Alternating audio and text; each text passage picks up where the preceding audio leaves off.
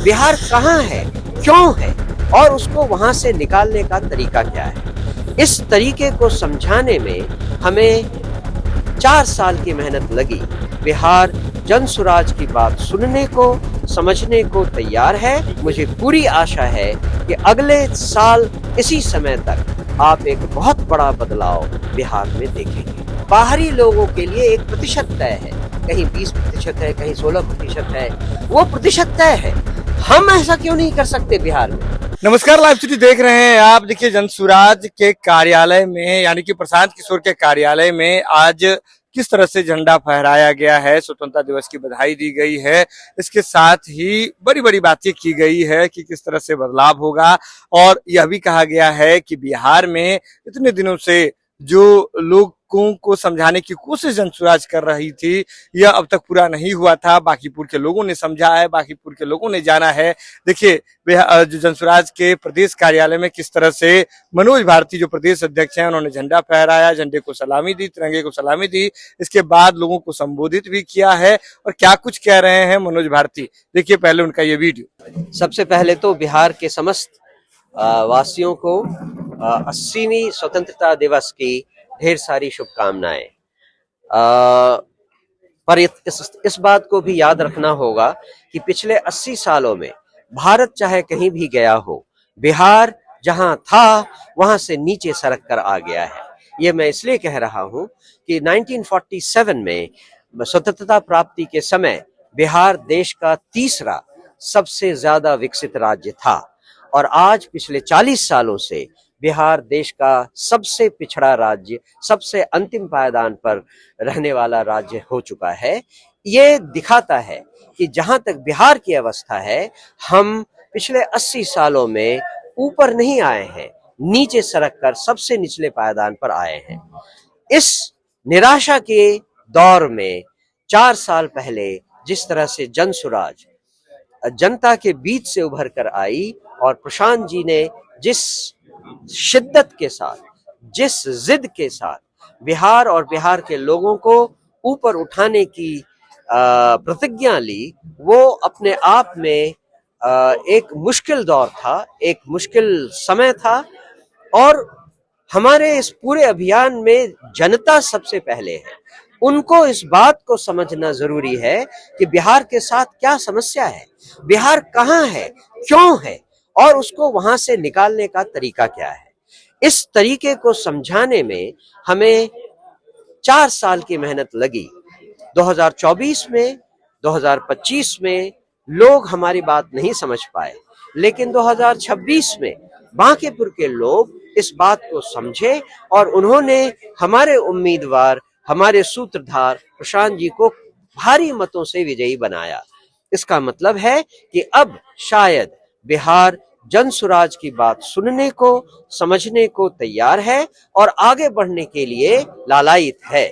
हम बिहार के समस्त वासियों से यही आह्वान करेंगे कि वो जनसुराज को ज्यादा से ज्यादा जाने, हमारे साथ जुड़े और बिहार को बदलने का संकल्प हमारे साथ मिलकर लें।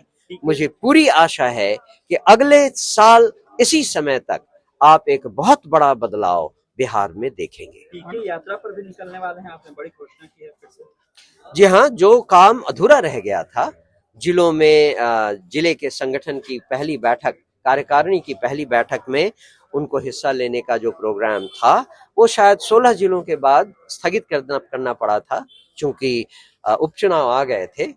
आशा है उस प्रोग्राम में वो फिर वापस जाएंगे और बाकी बचे हुए जिलों को भी उसकी पहली कार्यकारिणी की बैठक में हिस्सा लेंगे। जिस ट्रैक पे चलते हैं, जो भी घोषणाएं करते हैं, दूसरे नेता उसको पकड़ना शुरू। पप्पू यादव ने कल एक रात घोषणा कर दी कि 1 लाख मैं नौकरियां जो हैं 1 साल के अंदर दूंगा, 10 लाख तो पहले ही बांट चुका हूं। क्यों ऐसा क्यों होता है कि पीके के पीछे दूसरे नेता भागना शुरू? जनसुराज का दूसरा नाम है नई सोच, और ये नई सोच के प्रणेता प्रशांत जी खुद हैं। वो जब कभी कुछ कहते हैं, वो लीक से हटकर अगर होता है तो पहले तो उनकी बहुत सारी बुराइयां होती हैं, उनको बहुत तरह से क्रिटिसाइज किया जाता है, लेकिन बहुत जल्दी लोगों की समझ में ये बात आती है कि ये एक नई शुरुआत हो रही है। एक नई सोच को का बीज जो है वो जमीन पर रोपा जा रहा है और लोग फिर उसके पीछे उसके फायदे लेने के लिए त्वरित रूप से आगे आते हैं। जो ये वादा करते हैं कि उन्होंने अभी तक रोजगार दिया, क्या आपने कभी उसका कोई लिस्ट जारी किया? कितने लोगों को रोजगार मिला और किस तरह का रोजगार दिया? क्या आप में से कोई पत्रकार ऐसे किसी व्यक्ति का इंटरव्यू ले सकते हैं जिनको ये क्लेम कर रहे हैं कि हमने इनको रोजगार दिया, और उनसे पता किया जाए कि उनको अगर रोजगार पहले तो मिला या नहीं मिला, और मिला तो कैसे मिला, किसके कारण मिला? इन सब की छानबीन करने के बाद ही कोई पक्का राजनीतिज्ञ ऐसी बेतुकी घोषणाएं करेगा जैसे कि आपने किसी के साथ कहा मनोज है। सर, नौकरियों की बात हो रही है तो प्रोफेसरों की करीब 600 वैकेंसी अब दी गई, अपॉइंटमेंट लेटर दिए गए, लेकिन जब उसका कल डाटा खंगाला गया तो मात्र 118 बिहारियों को नौकरी मिली है। बाद बाकी सारी नौकरियां जो हैं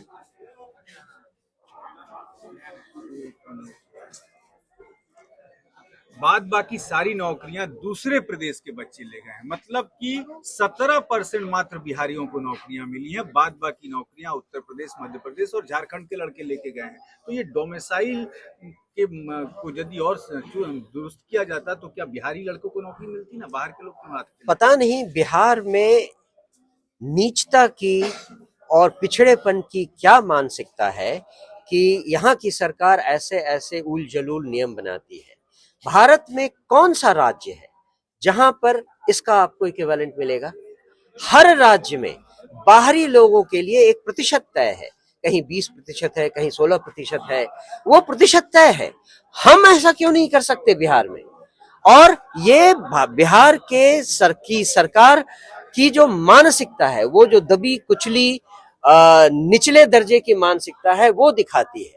जब हमें जनसुराज को और जनसुराज के विधायक को ये मौका मिलेगा विधानसभा में इस बात को लेकर चर्चा करने की, तब इस नीति की धज्जियां उड़ा दी जाएंगी। ये आप मानकर चलिए, ये गलत है और इसके बारे में हम जितना कहें उतना ही कम होगा। तो वीडियो देख लिया आपने। आपको बता दें कि पूरे देश में आज 80वां जो स्वतंत्रता दिवस है उसकी धूम मची हुई है, और ऐसे में जनसुराज के कार्यालय में भी झंडा फहराया गया, झंडा तोलन किया गया। इसके बाद मनोज भारती क्या कुछ कह रहे थे ये आपने सुना है।